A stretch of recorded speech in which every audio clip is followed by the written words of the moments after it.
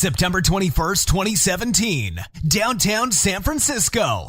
The Sales Development Conference, the world's first and only conference focused and dedicated 100% to sales development. Learn, grow, and succeed with the top minds in the sales development space.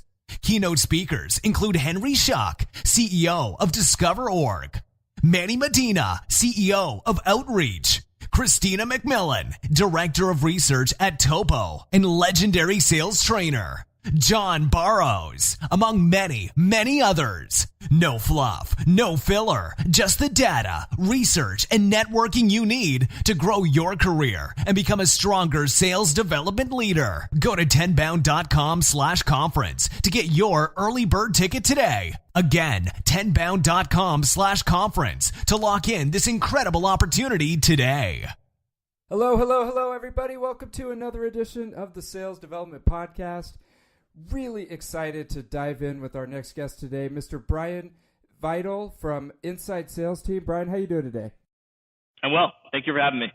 Oh man, thank you for joining me all the way from Buffalo, New York. How's life in Buffalo today? It's a nice day today. It's about 85 degrees here, but we only get that for 3-4 months of the year. So happy it's July. Well, thanks for joining us, and hopefully you can get out and enjoy a little bit this weekend. Brian is the Vice President of Growth at Inside Sales Team. Brian, if people aren't familiar with Inside Sales Team and your background, tell us a little bit about yourself and how you got involved in sales development. Yeah, I'd be happy to. So I started here at Inside Sales Team. It'll be 4 years, August 7th. That was my first day into the sales development world. I started with Inside Sales Team on behalf of a client named Discover.org. I'm sure a lot of you out there know Discover.org well. It's the leader in the data and lead and account intelligence space. And Inside Sales Team, why I joined them in the first place was it all made sense to me, right?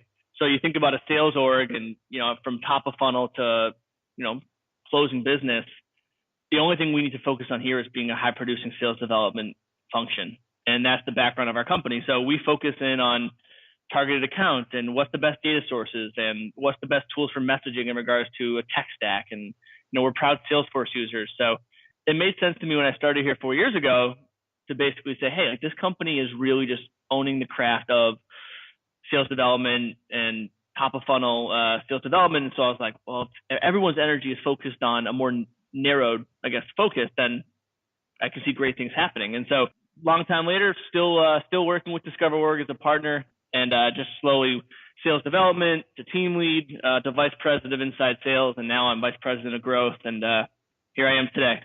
Dude, you are exactly the right person that should be on the show.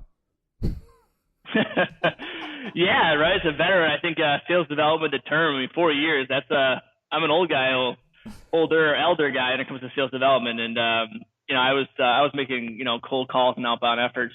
Just stopped doing that in March, so about 3.5 years of doing that. Oh, man, that's perfect. So you work for a company that focuses on sales development. You were a sales development rep and clawed your way up through the organization. And, and now you're leading the charge on growth for the company. So that's a really interesting title, Vice President of Growth. So what does that look like for you? And, how do you define your role there now? Yeah, I think define is the term that's sometimes hard to elaborate on, because really growth inside sales team means doing anything possible that I can to grow the company, not just revenue, not just a LinkedIn post or something like that. It's just whatever I can do to help inside sales team grow as an industry leader when it comes to sales development. So I still actually run a few sales development teams here because they're strategic partners and they mean a lot to the company. And so again, some VPs of growth maybe don't manage sales development teams still, but we know how important some of our clients are to her and all of our clients. So I'm still doing sales development. I'm still doing some, cross-sell, upsell opportunities to the company. I also do new business. So anything that I can do to just, again, strengthen the name of Inside Sales Team and sales development. So you're the guru of growth, basically, for your company. maybe in Buffalo. I may be the only VP of growth in Buffalo. hey, big fish in a small pond. It's perfect, man. It's excellent. Yeah, for sure. And then tell me about the business model for Inside Sales Team, because you said that even as you expand your role there, you're still managing some of those strategic partner relationships. How do you guys work with companies? For sure. So we're looking for companies, and how we set up the agreements is we're looking for a partner. This is not a one-time hardware installation type sale where it's a quick check-in and quick check-out. So we're looking for companies that understand the importance of sales development. We work mostly in yearly terms. We do believe that to run a fully functioning sales development team, it takes some time, right? They say the 90 days is the standard ramp-up time, but that's not always the case. Sometimes it can take 120 days, or sometimes it can take 60 days. And how we structure every agreement is something that I believe in. Is we're not paid 100% just on meetings or anything like that, like some of our competitors are. We treat our sales development folks really well here. So all of our agreements we want the partners to also be invested in their base pay. So part of our agreements is our clients and customers are paying some of the base. Some of it is in SALs or completed meetings. And the one kicker that I really respect in what we do here as a company is a win fee for an SDR, which is not always the case for every organization. But when you're in Buffalo and a lot of your clients are in Seattle and Chicago and Boston and San Francisco, heck, like when an account executive or a VP of sales closes a deal from an opportunity originated by inside sales team, like I want the SDR here in Buffalo to also be celebrating that. And so we really focus on not just quantity of meetings, but quality as it relates to the payout of meetings and SALs and also wins as well. So you guys really try to get you've got skin in the game with your partners to make sure that the meetings that you set actually end up producing pipeline and closing, it sounds like. 100%. Just scheduling meetings or anything like that aren't qualified, it's not lucrative for us. It's really not what we're trying to do. It doesn't make sense. And so say you're a VP of sales or you're on the revenue side of the business and you're grappling with a problem. What kind of problems do the companies usually bring to you guys to solve? Yeah, it's a great question. So sometimes it's just time. Sometimes it's just vice president of sales wants to focus in on his 6 account executives and getting them to a place of, closing business. And they acknowledge that to run a sales development team with proper coaching and proper measurement, it's more than another full-time job. So that's part of it. The other part of it is, what we're finding out is the sales development function is becoming such a high intellect position that it's not the age anymore. And if anyone out there still thinks this, it's not the age anymore where you can just give someone a rotary phone and expect them to be successful. People out there now are brighter than ever. And so to do a successful sales development program, some people come to us because of cost, right? So we built a structure internally to handle this. We've got a director of sales development and team leads and sales development reps, and we've got an executive team to handle, tough decisions. And so you think about if you're in VP of sales on the revenue side of things, just you can calculate the cost, but an SDR is 1 or 2, then you need a manager. As a team grows, you might need a director of sales development, data, messaging, CRM, ongoing training. Oh, I forgot recruitment, which is sometimes or seems like higher than ever now on percentages. So yeah, those are the 2 big ones is time and just what it takes to run a great sales development team. Yeah, I mean, it's a lot of headaches that people don't, they just want meetings, they want pipeline, they want qualified conversations. And when you start to really unpack sales development, it's not just, you mentioned a rotary phone, man. Most of the people that listen to this probably don't even know what that is. Right? Yeah. I've only seen that in pictures. Yeah, I know. Someone's like Googling it right now. That was what I used. It's probably a bit past a lot of people's time for sure. Oh man, that's hilarious. A rotary phone. Yeah. And the point, that we're making here is it's not just plug and play, hire a couple SDRs, hook them up with DiscoverOrg and Salesforce and go have at it. That's a recipe for a disaster, right? Yeah, of course, DiscoverOrg and Salesforce can help, but that's not everything anymore, right? Like there's so many, just even great LinkedIn articles and studies that show that like SDRs, like they're in the trenches, like they need motivation. If it's not coming from their manager, then like you better have a hell of a product or a service, right? So more and more sales development managers, not just player coaches, coaches motivating and leading the team out of the trenches into hitting quota every month. So yeah, it's not just a call. It's not just data and Salesforce and the phone anymore. It's just so much more than that. And that's not even getting into the realm of social selling and LinkedIn and Twitter and how you can be effective on those tools as well. So yeah, if you think just a phone and a person is going to get you, 10 to 20 SALs a month, God bless you. Good luck. Well, I think what happens is a lot of people try that and then they're kind of scratching their heads like, how come this isn't working? And what you're saying is, out of the box, the infrastructure of a highly successful performance-based sales development program right outside of the box, just partner with your company, basically. Yeah, for sure. I mean, there's still a 30 to 45 day onboarding, right? Like recruitment's there's no magic wand to having great SDRs. We still do a bunch of recruiting and invest in that. We still need to plan out sequences to typically 2 to 4 different personas. But yeah, I mean, if you're looking for something to start planning strategically and having an SDR team in place and you'd like to have in the next 2 to 3 months performing, it would be time to call us today to start that onboarding process for sure. Right. Okay. So let me give you an example. Like, say a company, they've got a couple of SDRs, the performance is kind of lagging and they want to get involved with you guys. What would be the process of, coming to you and how would you go about working with them to help them figure out, how to move forward with you? Yeah. So that's oftentimes the best recipe, and augmenting internal SDR teams is the best fit for us at Inside Sales Team. And there's a few reasons why. So number one is just the general sharing of best practices. I believe that, we'll say 5 brains are better than 1 or 5 brains are better than 2. And so when I say sharing of best practices, we're doing our own thing, not our own thing, but taking your brand guidelines and some messaging and content and doing an inventory of everything. And hey, if we craft an email, an outreach that is getting a 65-70% open rate, like you can bet we're going to share it with you. You guys are a partner, right? And so that's one part of it, is sharing of best practices and building up the internal team and the team here, right? So you're getting like a 2 times bonus. The second thing is competition. So there are sales development leaders that come to me saying like, hey, my team is doing great, but I have all these leaders and they've been doing it for years and they're great, but I know they can do more. Well, oddly enough, nothing can motivate someone in the sales development field as augmenting part of the team to Buffalo, New York. And so nobody wants to be last internally, right? Like, you don't want to be last in your own internal team, but nobody certainly wants to be last to the external team in Buffalo.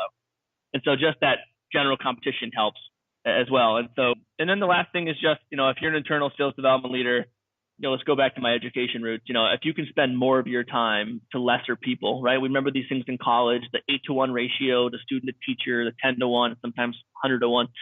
That matters in sales development. So if you can spend more of your time and focus on your internal team and focus your management teaching on lesser people than say 40, and you could do 20 and then have 20, in Buffalo, I mean, there's definitely significant value to the coaching and teaching and education of that. Interesting. Okay. So, and it's funny because I remember working with internal sales development teams, and when the senior management would talk about working with companies like yourself, it would make people really nervous because it's like, sure. The robots are coming, or, it's like we're going to get outsourced. Right. But what ends up happening, what you're saying is it becomes like a virtuous cycle almost, because you're sharing information and you're learning, you're a true partner with the company. Yeah, I mean, Discover Warrior's got 20 kick-ass SDRs in Vancouver, Washington, and we've got 6 here in Buffalo. And, Jake Shaffron, I think he's been on the show before. He's a good friend of mine. He's their director of sales development. So there's, once you get to know us, there's nothing to be afraid of. Like, we're just looking to both be successful. And when I say both, I mean both companies, because it's a partnership. We want, every day I'm rooting for Jake's team to have a great day, and every day I'm rooting for the internal Discover Warrior team to have a great day here. Nice. The best sales development leaders make it a point to learn and grow each day with the Sales Development Podcast. How would you like to directly reach these decision makers and game changers in the sales development space with your specific message?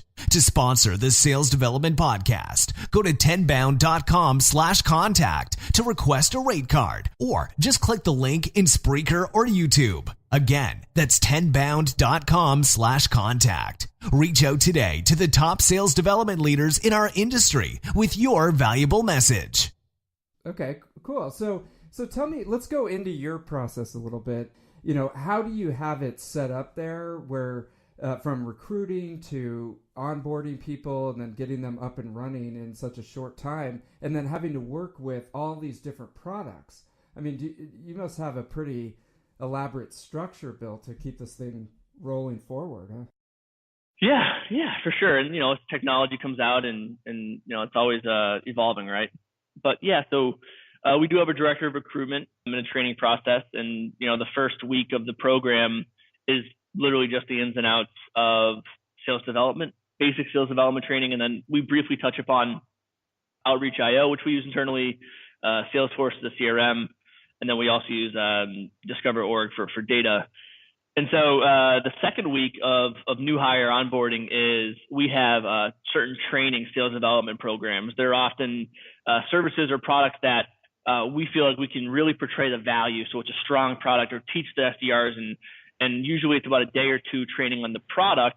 And, the client and us are on the agreement that, we're sending these over with, not the full, BANT and qualification, but there's usually usually there's the authority and a potential need.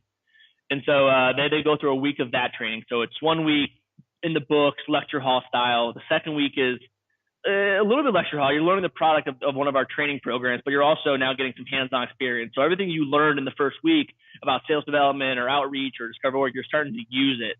And then once you show performance on the training program, you're then basically we analyze the data, right? So if we look at this training program and find out, hey, Jane Doe she's like crushing it when she targets VP of sales. Like her conversion rate on conversation is 50%. Like, hey, that might be a great fit for Discover.org, because Discover.org is selling to a lot of, VP and director level in sales. And then honestly, if someone's struggling with the training program, that's a coaching opportunity for our director of sales development. And we have a team lead part of that program. And so that's part of it, and then after that, we meet every morning as teams. Every morning we have a morning huddle to talk about results the previous day. We go over a game plan for the current day. And then we also at 11 o'clock do a company-wide recap of the morning at hand. And then also the day before as a company. And we use Ambition as a tool to do that company-wide on our projector in the middle of the office as a whole company. Nice. Okay, cool. And then are there specific project teams that handle the different clients that you're working with? Or how do you customize based on the projects that you have? Sure. So customization, it comes from the start of onboarding, right? So it starts with sequence design and certain data pulls based on persona, or it comes from the client with a specific amount of target accounts. And so it starts there. And then the training, the specification, the customization comes from the director of sales development. It comes from the team lead as well. And so we always start every program with one veteran person from the company. If it's a two-person team, one veteran from the company, and then someone that we've recruited specifically for that client.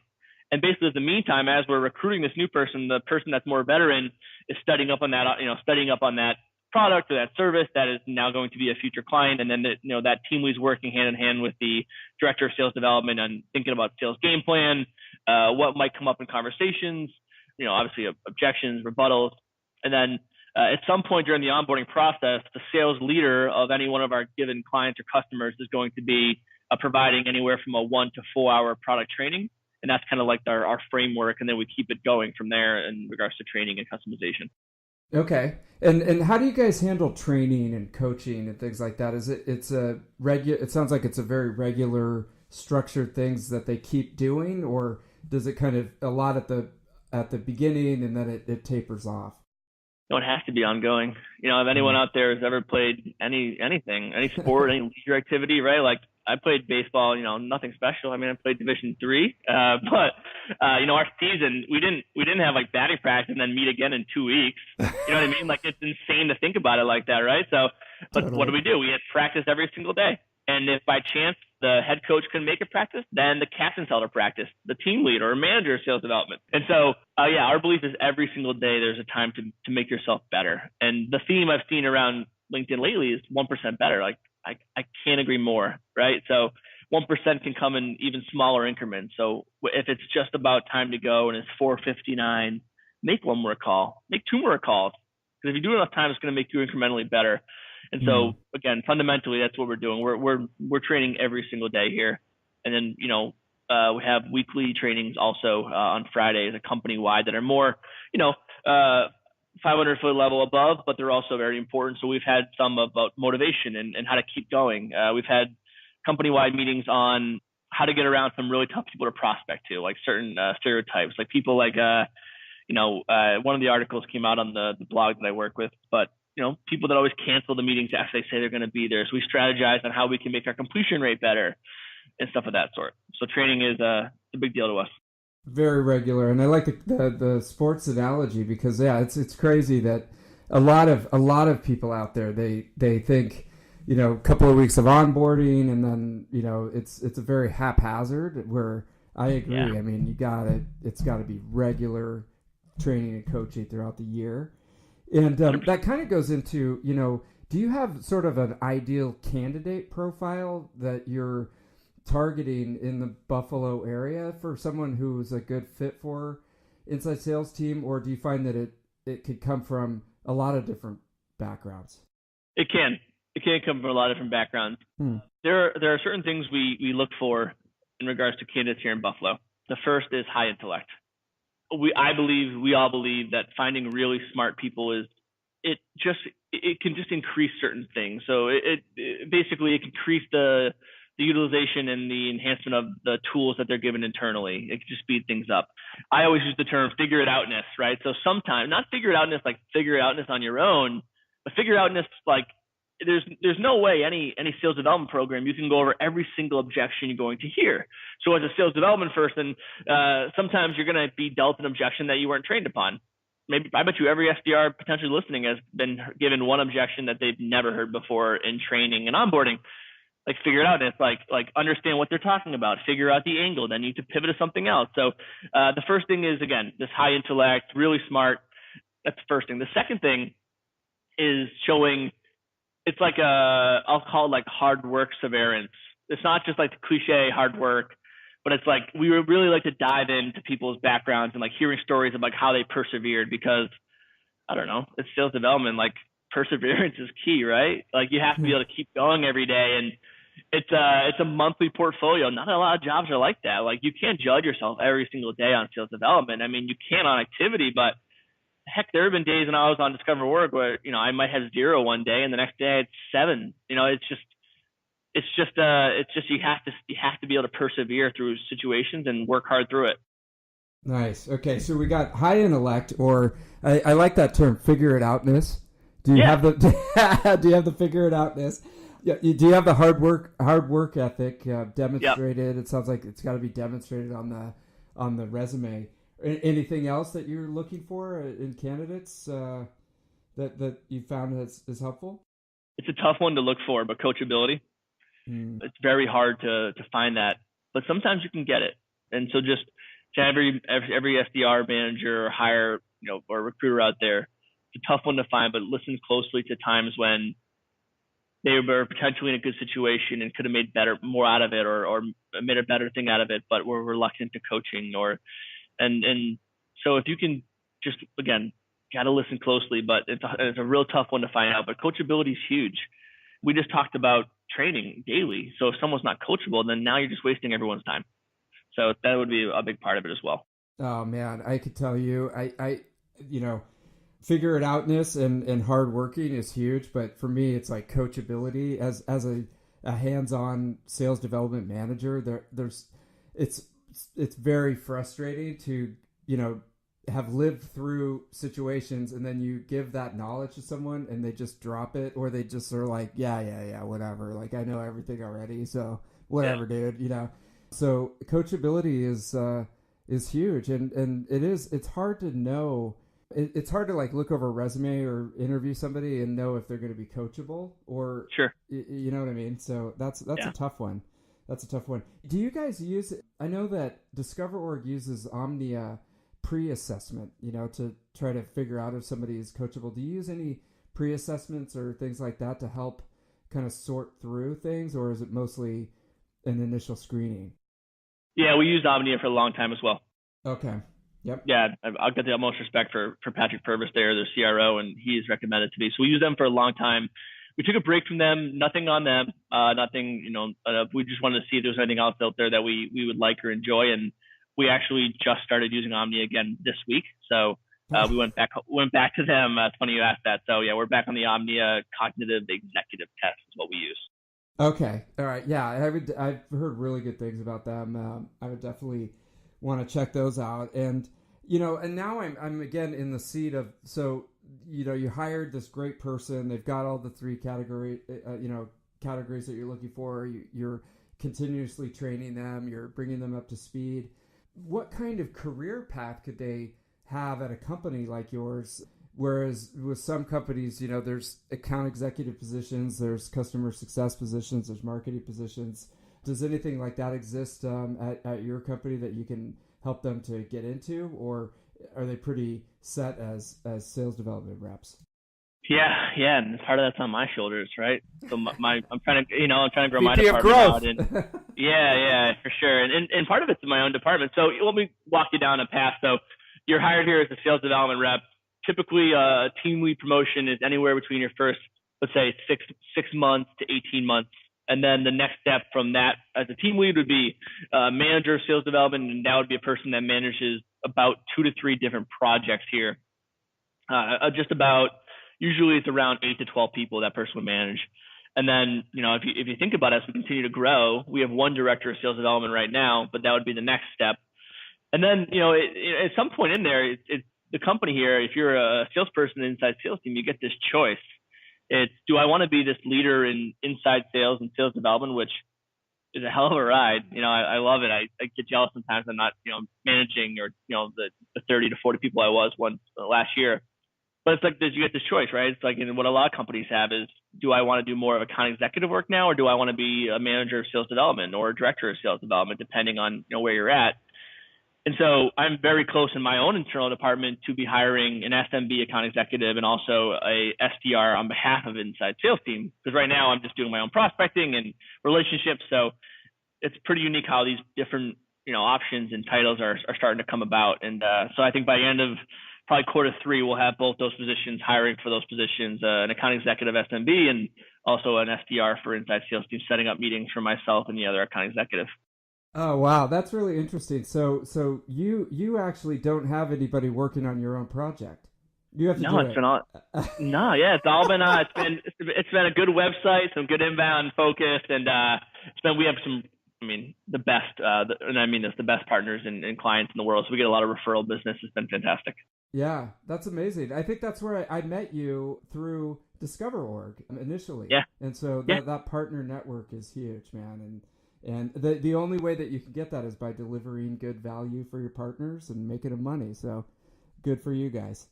Yeah, thank you. And, as a company, though, if you do good things, you surround yourself with other people and other companies that do good things. So it's been working well by doing good things, Yeah, for me, it's super interesting because you talk to folks. I talk to folks all day that work for companies that are building out the infrastructure that you're talking about within companies to help support their own growth and sales team. But it's interesting to talk to someone whose specialty at the company is building out sales development programs. It's weird. Yeah. Yeah, for sure. It's great. Well, Brian, this has been super interesting, man. I just really appreciate it, and I'm looking forward to seeing you at the Sales Development Conference in September. You're going to be moderating a panel, and we're excited to get that set up. So, yeah, I can't wait. Really looking forward to it. Coming out to San Francisco and being surrounded by sales development folks. Can't wait. It's a whole day to geek out on the topic that we enjoy talking about. So I love it. Yeah, it's our dream force. Definitely. Well, Brian, thank you so much. Continue the good work. And if folks are listening to this, they want to get a hold of you and check out what Inside Sales Team is doing, how do they contact you? Yeah, just message me on LinkedIn. I'm open anytime. If you don't know, I also have a blog called sdrhuddle.com. And so if you have something to say in regards to bringing value to other sales development folks, if you think that you have a process or a great even subject line or whatever it is, if you feel you can help SDRs out there, reach me on LinkedIn, Brian Vital. I get back to everyone, and I would love for anyone to help contribute to SDR Huddle and just even be a sales development friend. Yeah, dude, and I can say, I meant to actually point this out. I'm glad you brought it up. SDR Huddle is an amazing resource for anyone involved in sales development. The contributions that you're getting are super valuable, and they go in depth on subjects that we deal with every day. Whether you're building a business or you're on the phone on the front lines as an SDR, it's super valuable. I'd recommend everyone to subscribe to it and make sure that you get the email alerts when they come out. So thanks for bringing that up, Brian. Yeah, of course. And it's also just a good way in general, flipping it back to inside sales team. If you're a leader out there, a sales director, VP of sales, someone, VP of marketing, director of marketing, it gives you also a good idea of our methodology, right? Like SDR Huddle is was created by myself. So you can really see what we believe in and people we surround ourselves with. Like you mentioned, the processes that we live with every day. And, you can kind of get a feel of what inside sales team does before, committing to anything. So I'd recommend it to not just SDRs, but anyone that's at any part of a revenue team. I highly recommend it. It is. It's chock full. I love it. I love getting the alerts and reading through. I read every single one that comes out. So, Brian, thank you so much for joining us. Really appreciate it. Can't wait to see you in September, man. Yeah, you too. Thank you for having me.